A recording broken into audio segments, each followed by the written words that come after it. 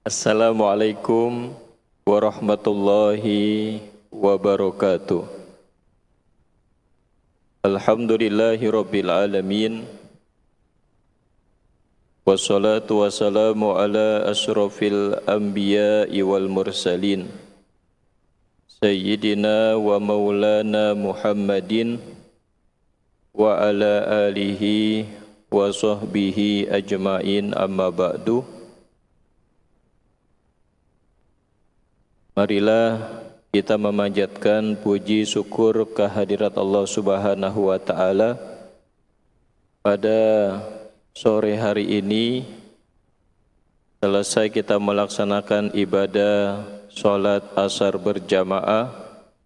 Semoga Allah Subhanahu wa taala senantiasa memberikan kepada kita berbagai nikmat sehingga kita selalu bersyukur atas pemberian Allah Subhanahu wa taala. Yang kami hormati dan kami muliakan Imam Besar Masjid Istiqlal Al-Mukarram Profesor Dr.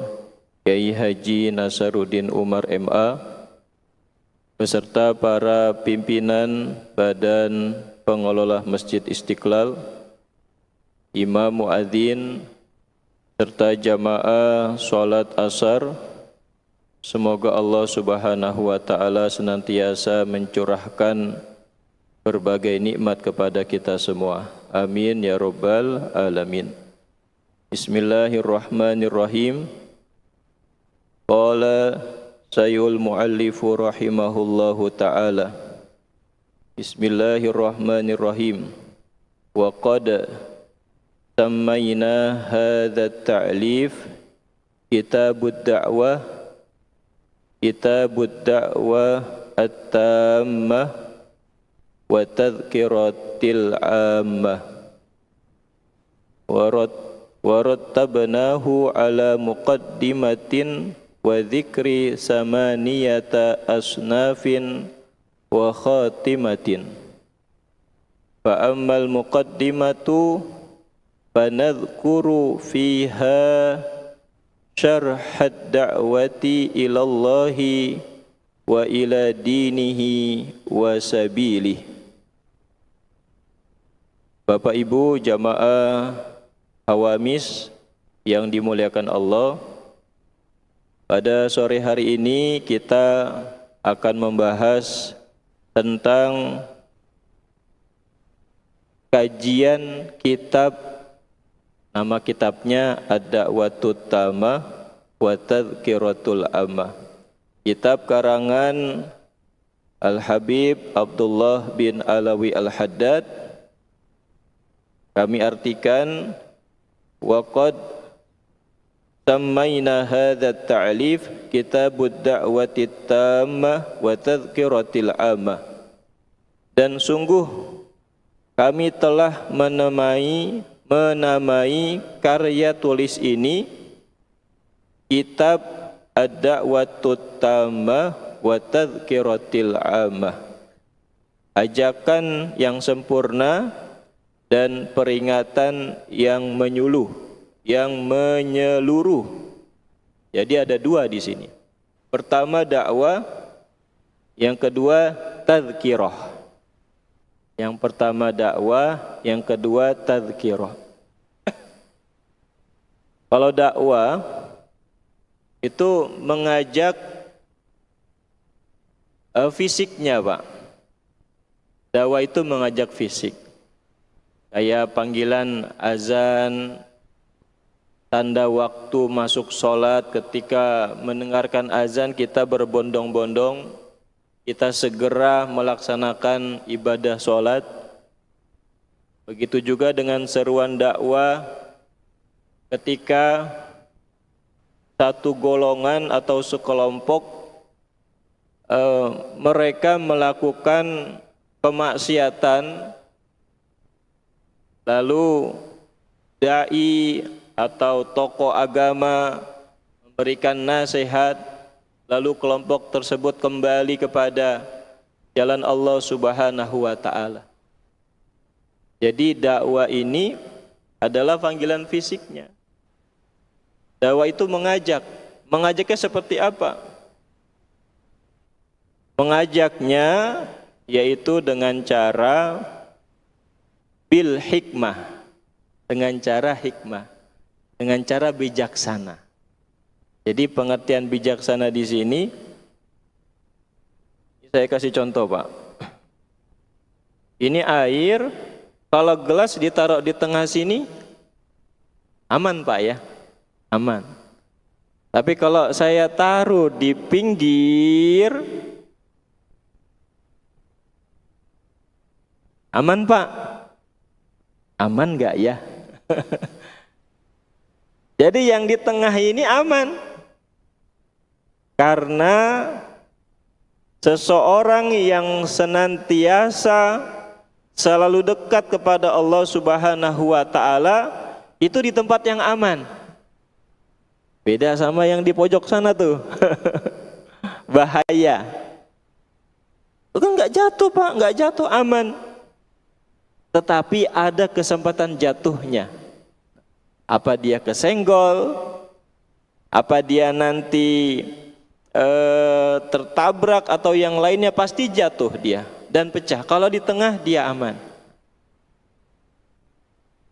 Bijaksana di sini adalah kita bisa menempati pada tempatnya. Bijaksana. Orang yang bijaksana itu, saya kasih contoh lagi, kalau mau, contoh kita gampang Pak, yang paling gampang. Kalau mau kondangan, pakai batik, ya, pakai batik, pakai baju koko. Apakah kita menggunakan pakaian lain? Itu menjadi pandangan orang. Oh, ini mau kondangan kok pakaiannya beda gitu. Jangan jadi perhatian. Jangan jadi perhatian. Tapi Bapak kalau mau contoh Abu Nawas atau suatu kisah dari kisah sufi, ada seorang darwis, ada satu perayaan, dia lihat yang masuk itu pakaiannya bagus semua Pak, dalam satu perayaan pakaiannya bagus. Nah dia coba masuk, tetapi darwis ini menggunakan pakaian yang tidak layak. Ya dilarang lah sama panitia, nggak boleh masuk Pak. Kenapa saya nggak boleh masuk? Pakaian Bapak nggak sopan, nggak sesuai, pakaiannya nggak sesuai. Akhirnya si darwis itu nggak boleh masuk. Si darwis ini berusaha bagaimana caranya saya bisa masuk. Akhirnya si darwis ini cari pakaian sebagus-bagusnya Pak. Akhirnya dapat. Dan dikasih masuk Pak, dengan pakaian yang sangat indah itu. Nah, ketika beliau masuk, apa yang beliau lakukan? Yang beliau lakukan adalah beliau menanggalkan pakaian yang dipakainya Pak, di depan atau di tengah-tengah para tamu undangan. Kagetlah semuanya. Dan si darwis berkata, kalian semua hanya menghargai luarnya saja. Artinya pakaian bagus. Yang pakaian saya yang seawal yang saya gunakan ini tidak dihargai. Jadi seseorang itu Pak, hanya menghargai bagian luarnya saja, tetapi tidak melihat bagian dalamnya. Jadi ini peringatan buat kita.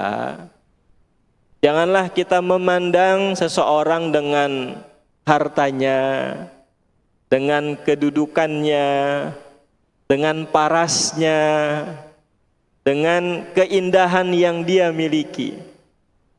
Tetapi yang harus kita pandang adalah bagaimana perilakunya. Kan perilaku dalamnya Pak. Perilaku, akhlaknya, adabnya. Maka ini yang maksudnya bijaksana. Jadi ketika kita berdakwah dengan hikmah, kita bisa menempatkan diri kita di mana kita berada. Kalau bapak ibu mau mendakwakan anak, mengajak dia sholat, mengajak dia ngaji, biar bisa masuk pesantren, sebelum mengajak anak kita, ajak diri kita dulu. Ini saya udah jadi ahli sholat belum? Ketika mau ngajak anak kita sholat, kita sudah menjadi ahli baca Quran belum? Sebelum kita mengajak anak kita untuk membaca Al-Quran. Jadi biasanya cepat Pak. Kalau Bapak ahli sholat, ahli masjid, ahli baca Quran, ahli zikir, ketika mengajak seseorang, itu biasanya cepat, orang mau aja. Karena apa? Karena kita biasa melakukan. Dan kita mengajak, bukan memerintah. Kalau memerintah, kayak kamu sholat, jangan. Mengajak itu bisa merangkul. Atau sebelum ngomong, nah sholat, jangan langsung, nah sholat, jangan langsung perintah. Tetapi langsung disediakan fasilitasnya. Ini ayah sudah gelarin sejadah. Tuh. Anak paham. Oh ini ayah ngajak sholat nih. Ini ayah udah nyiapin mukena atau mama sudah nyiapin mukena.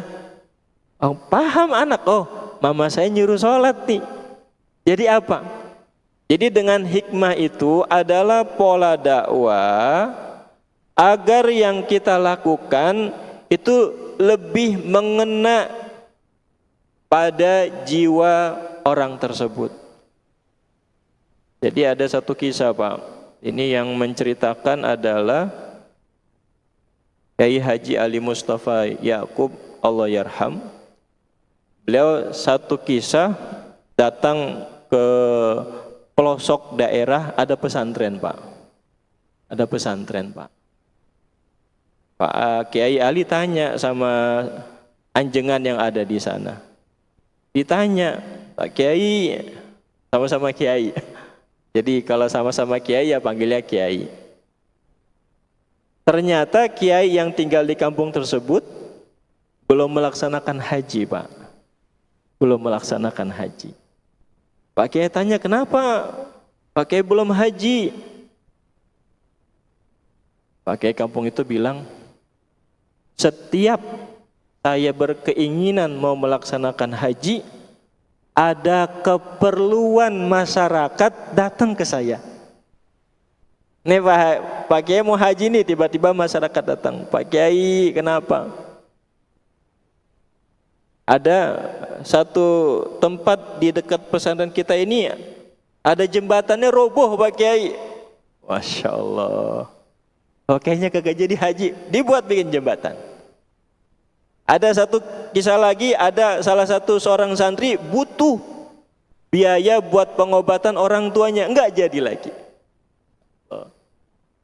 Jadi itu lebih mengena buat masyarakat. Lebih mengena buat masyarakat. Seseorang yang benar-benar hatinya menerapkan hatinya seluruhnya untuk masyarakat, maka orang tersebut akan dikenang oleh masyarakat. Kalau orang tersebut, kiai tersebut sudah meninggal, ketika disebut kebaikannya, maka akan mengalir pahala buat dirinya. Hanya menyebut saja Pak, oh Pak Kiai itu pernah nyumbang pembangunan jembatan. Oh Pak Kiai tersebut waktu ayah sakit, ayah orang tua saya sakit pernah membantu. Ketika disebut, maka pahala mengalir untuk orang baik tersebut. Ini Pak, kalau Bapak Ibu mau diingat sama tetangga, mau diingat sama rekan kantor, mau diingat sama anak, cucu, cicit dan keterusannya, selalulah berbuat kebaikan. Maka ketika disebut namanya, maka mengalir pahala untuk orang yang sudah meninggal. Namanya amal jariyah atau sodakoh jariyah. Jadi pola dakwah yang pertama adalah ud'u ila sabili rabbika, ajaklah mereka ke jalan Allah Subhanahu wa taala bil hikmah. Ini dakwah Pak, masih poin dakwah, belum tadzkirah. Masih dakwah. Yang kedua bil hikmah wal mau'izatil hasanah. Yang kedua adalah dengan mau'izah hasanah. Kalau Bapak ke masjid ada peringatan Tahun Baru Islam, ada peringatan Isra Mi'raj, Maulid, itu biasanya kita mendengarkan ceramah. Namanya mau'izoh hasanah. Nasihat-nasihat yang baik. Pencerahan-pencerahan yang baik. Karena apa? Ad-dinun nasiha.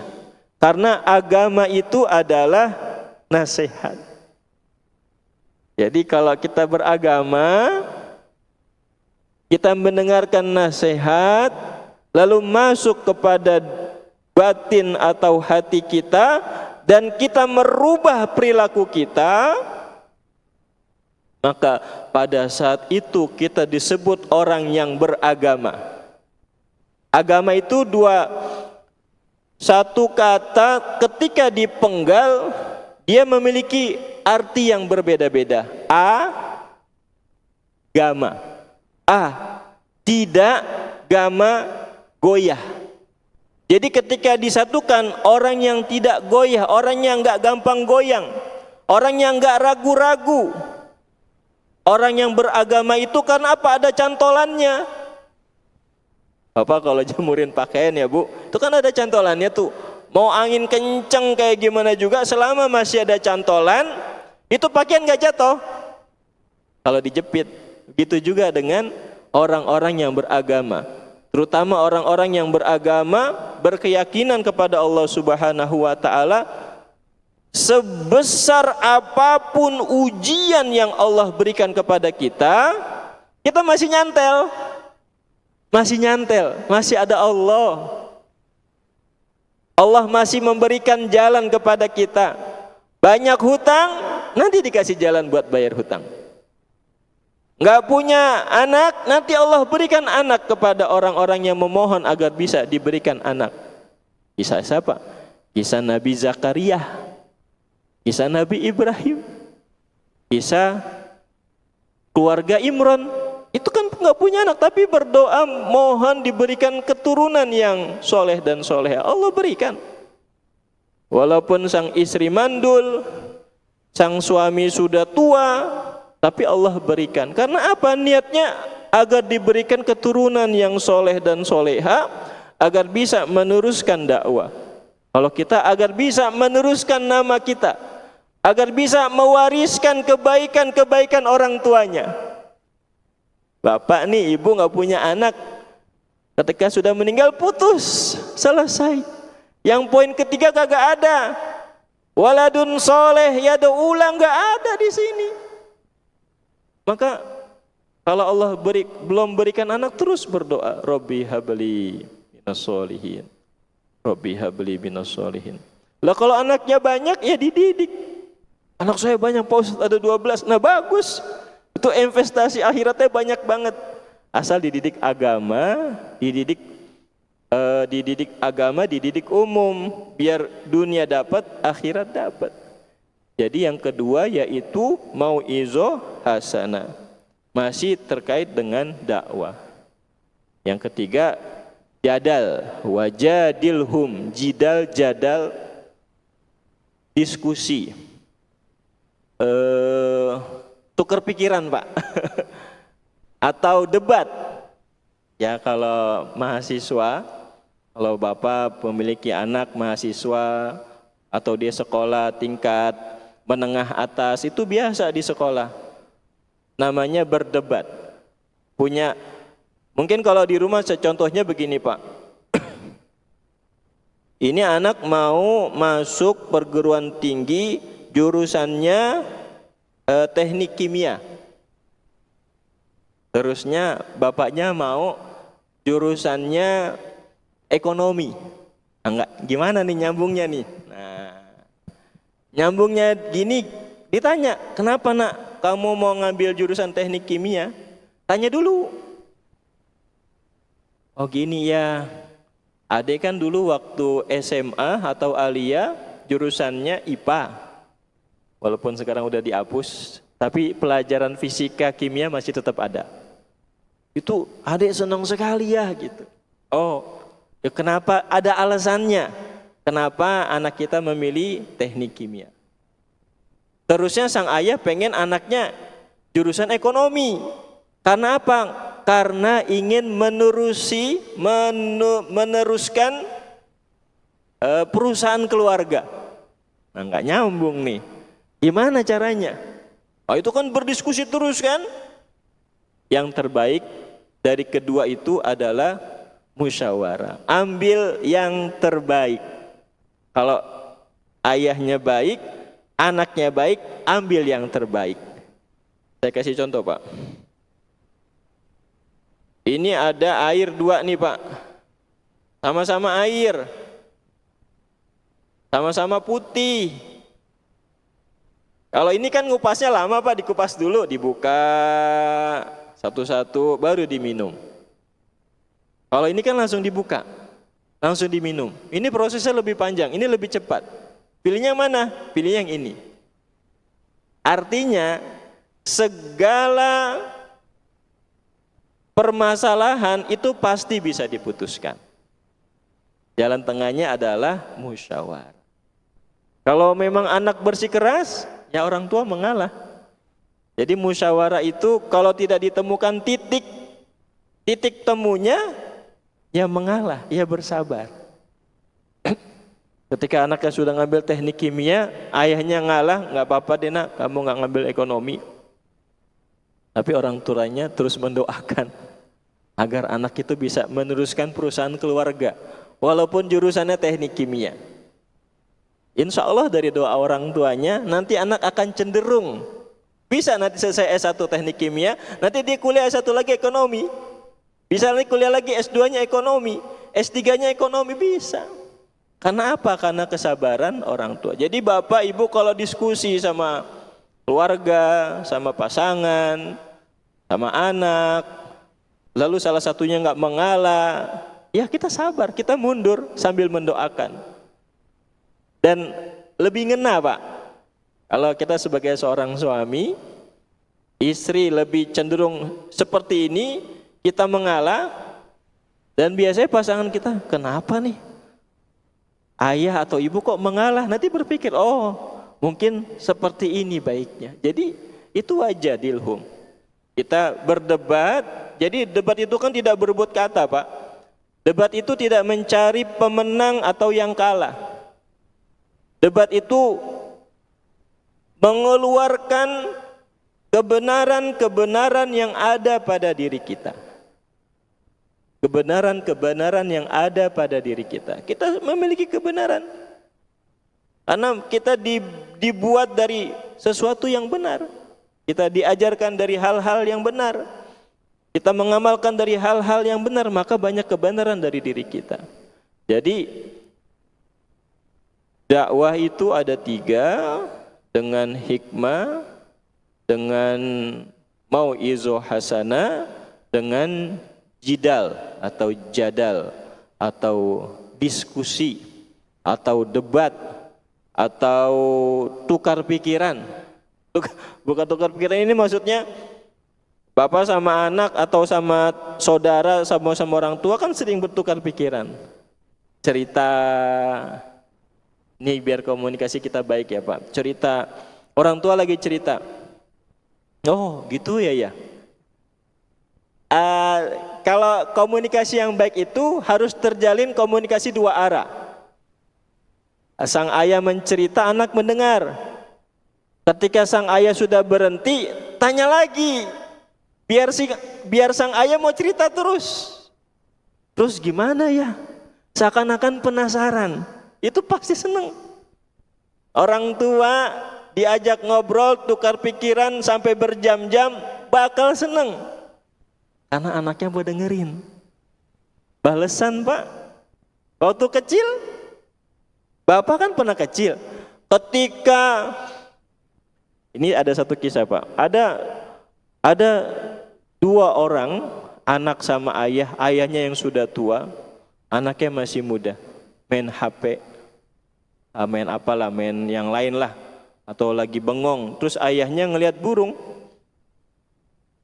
Sang ayah bilang, nak, kenapa ya? Itu burung ya nak? Anak bilang, iya ya, itu burung ya. Habis itu sang ayah ngomong lagi, nak, kenapa ya? Itu burung ya? Sang anak bingung nih. Iya ya, itu burung ayah katanya. Sampai 3 kali Pak. Sampai 3 kali sang ayah itu mengulang-ulang kata burung kepada anaknya. Sang anaknya marah-marah, kesel sama ayahnya. Ayahnya diam. Udah selesai kesel anaknya gara-gara ditanya berulang kali tentang burung. Sang ayah cuman cerita. Ini lagi nih diskusi debat kan seperti itu. Ada yang mengalah, ada yang marah. Sang ayah cuman cerita, kata ayahnya, nak, waktu kamu 2 tahun katanya, kecil, kamu pernah ngomong sama ayah, nanya sama ayah, ayah itu burung ya ya? Sang ayah bilang, iya nak, itu burung. Tahu nak, kamu berapa kali nyebut burung itu? Nyebut 10 kali nak. Ayah nggak marah nak, katanya. Sang anak cuman 3 kali aja marah-marah. Jadi artinya di sini, Bapak Ibu yang dimuliakan Allah, jadilah pendengar yang baik. Jadi sebenarnya jadal ini, komunikasi, debat ini dalam keluarga kita namanya komunikasi harus 2 arah. Kalau seperti itu kejadiannya, kita harus menjadi pendengar yang terbaik, bukan pendengar yang baik. Ya, kalau satu keluarga ada 8 orang. Nah, kalau lagi 8 nih, lagi ngobrol tentang masalah kopi, harus nyambung. Oh, ini ada kopi ini. Oh, ini sukanya kopi ini. Oh, kopi terbuat dari ini. Oh, ini ada yang pakai es, ada yang pakai air panas. Terus seperti itu. Itu bisa 3 jam Pak ngomongin kopi, asal selaras apa yang dibicarakan. Jangan tiba-tiba yang satu lagi ngomongin kopi, yang satu lagi itu kopi itu nggak bagus buat kesehatan. Selesai ya Pak. Nggak ada yang mau ngobrolin kopi. Ya Bapak Ibu sekalian. Jadi ini metode dakwah, ini kitab tentang ajakan kebaikan Bapak Ibu sekalian. Kebaikan itu buat kita, buat bekal di dunia ini untuk menuju akhirat kita. Nanti bekal tersebut, kebaikan-kebaikan yang kita lakukan itu adalah takwa. Wa tazawwadu fa inna khairaz zadi taqwa. Bekallah kalian, bekalnya ini dengan kebaikan-kebaikan yang kita lakukan. Illal ladzina amanu wa amilus solihat. Takwa itu dia harus 2 komponennya. Komponen beriman kepada Allah Subhanahu wa taala, yang kedua adalah komponen wa amilus solihat, selalu berbuat baik. Jangan pernah meremehkan perbuatan baik yang kita lakukan. Bahkan kalau bisa perbuatan baik yang kita lakukan, kita lupakan. Biar surprise nanti ketika kita menghadap Allah Subhanahu wa taala, bukan laporan banyak amal kita yang kita ingat. Oh, saya ahli sedekah. Oh, saya banyak menulis buku. Ada yang mencoba meraih ganjaran pahala melalui potensi-potensi yang dia miliki. Ya, potensi-potensi itu kelebihan-kelebihan yang dia miliki. Harta, dia melapor kepada Allah, sering bersedekah, sering melakukan wakaf, semuanya harta dia keluarkan. Itu kalau ditimbang dengan nikmat mata itu anjlok semuanya. Makanya ada pekerjaan-pekerjaan kebaikan yang kita lupakan. Mudah-mudahan itu menjadi amal yang diridhoi oleh Allah Subhanahu wa taala. Maka setiap kita melaksanakan sholat, di kalimat niat, lafaz niatnya lillahi ta'ala, karena Allah ta'ala. Sholat sunnah, sholat wajib, sholat jamaah, sholat nawafil yang gak pernah kita tinggal sholat sunnahnya. Ketika sholat kita sujud lama, ya Pak, sampai jidat kita ada bekas sujudnya. Lupakan Pak, biar itu menjadi surprise kita menghadap Allah Subhanahu wa ta'ala. Ternyata amalan-amalan yang kita lakukan itu yang bukan kita ingat, tetapi amalan-amalan yang kita lakukan yang diterima oleh Allah Subhanahu wa ta'ala adalah amalan-amalan yang kita lupa. Agar apa? Agar tidak ada potensi kesombongan dari diri kita. Jadi kita redam amalan kita. Jadi saya kasih contoh Pak. Jadi ini lemari Pak ya, Ibu, ini lemari. Ketika kita tumpuk pakaian, udah pas nih, sisinya udah masuk semuanya, tapi belum diperes, belum didorong lagi, terus dorong lagi sampai dia bisa masuk. Kalau kita ngelihat ukuran kan sama kan? Oh itu sudah masuk, tetapi beratnya itu beda. Artinya di sini sebanyak amalan yang kita lakukan loss aja dah. Emang Allah perintah kok. Saya cuma cari ridho Allah Subhanahu wa ta'ala. Saya cuma mampu ngebersihin masjid menjadi merbot, kerjakan merbot itu. Kerjakan merbot itu Pak. Ya kalau Bapak mau dapat wakaf pahala terus, kalau Bapak punya harta, Bapak wakafkan rumah imam, ya. Jangan bangga dengan wakaf rumah imam, Pak. Tetapi yang Bapak lakukan adalah ketika Bapak mewakafkan tanah, Bapak bangun buat rumah imam di masjid, Bapak bersihkan WC-nya, Pak. Ini belum nih. Berat, karena berat. Jadi gini, Pak. Ketika kita wakaf, itu kan yang ada nama kita, kesebut-sebut nama kita. Tetapi bisa nggak sih ketika kita sudah mewakafkan harga, mungkin nilainya sudah hampir ratusan miliaran, tetapi kita merendahkan diri kita sebagai merbotnya, Pak. Ketika imamnya keluar, Pak Imam mau kemana? Mau kemana Pak? Mau kemana Pak Imam? Saya mau kuliah. Pak Imam, kenapa Pak? Saya mau bersihin rumah Pak Imam. Nggak mampu kita Pak, berat gitu. Karena ada Pak, salah satu ustaz terkenal cerita begini, dia bilang begini, Allah mengangkat saya menjadi orang besar karena apa? Karena ibu saya ketika yang lain sibuk menengok anaknya, antri, memberi makan yang terbaik untuk anaknya, apa saja diberikan oleh anaknya, sang ibu ustadz itu cuma satu Pak. Apa? Dari kamar mandi dia sikat WC-nya Pak. Saat siapa itu saya lupa. Sambil bersihin. Ini enggak sekali Pak, tapi sering. Setiap datang bersihin kamar mandi. Dia bilang gini, ya Allah, dengan membersihkan kamar mandi santri ini, wasilahnya Engkau menjadikan anakku orang besar ya Allah. Orang soleh dan besar terkenal ya Allah. Kesampaian. Karena apa? Karena amalan yang direndahkan oleh orang Pak.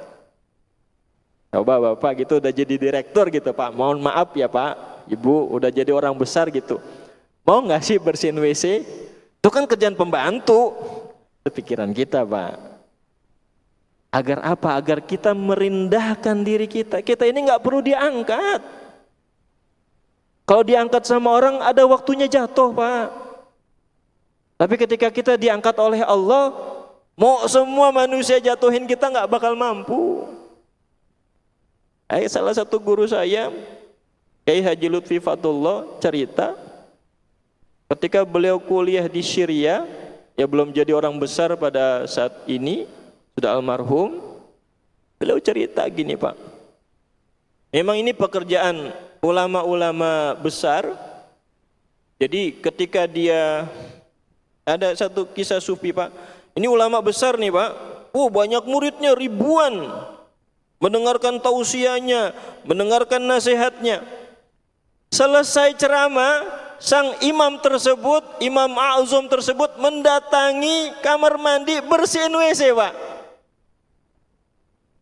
Ini yang dilakukan oleh guru kami Kyai Haji Lutfi Fatullah, yang beliau selalu dawamkan, selalu membersihkan WC masjid Pak.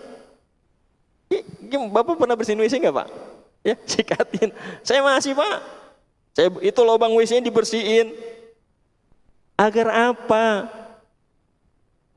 Agar penghormatan orang kepada dia itu nggak selamanya.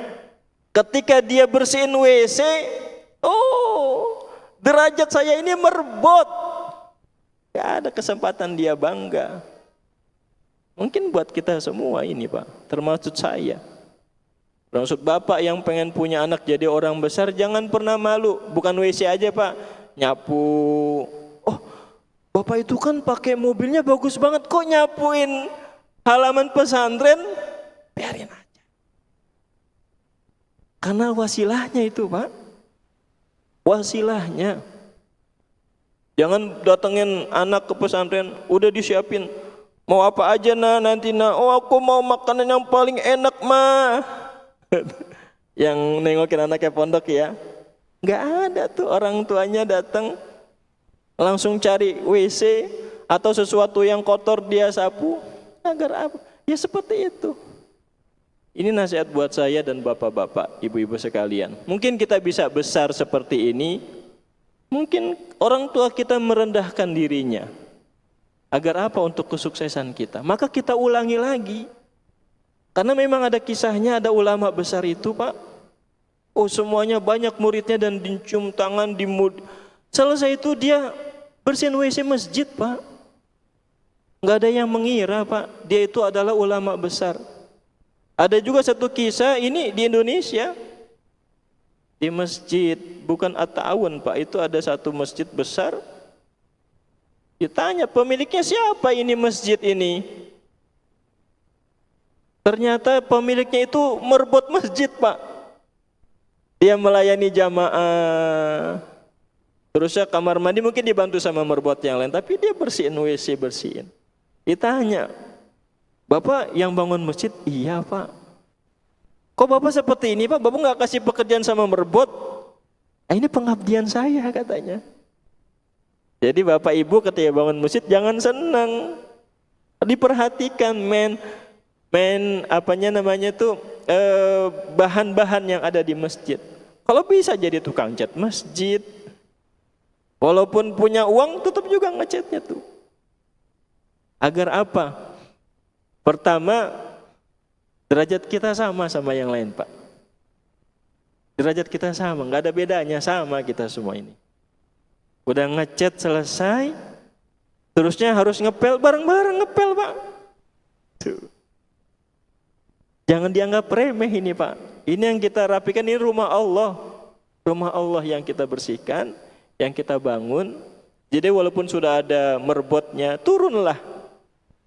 Jangan dipoto Pak. Ngumpet-ngumpet aja. Ngumpet-ngumpet biar Allah aja yang tahu. Nggak ada yang tahu. Biar ini menjadi amalan rahasia. Ketika saya nanti menghadap Allah Subhanahu wa Ta'ala, saya lupa dengan amalan tersebut. Ternyata amalan tersebut yang diridhoi oleh Allah Subhanahu wa Ta'ala. Maka Bapak Ibu, kalau amal ngapain tuh? Dikasih lihat nggak uangnya? Kagak, diumpetin, dimasukin. Ikan? Itu amalan-amalan rahasia, amalan-amalan yang nggak perlu diketahui oleh orang lain. Agar apa? Agar amalan